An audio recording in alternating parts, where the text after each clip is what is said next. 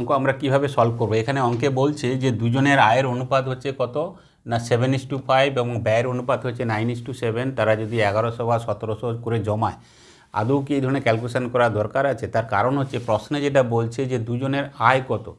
তো দুজনের আয় কত হবে না, যেহেতু তাদের রেশিও দেওয়া আছে 7:5, তাহলে অল্টারনেট যে চারটে অপশান বা উত্তর আছে সেখানে ডেফিনেটলি 7:5 এই অনুপাতের কি থাকবে, একটা সংখ্যা টাকা দেওয়া থাকবে।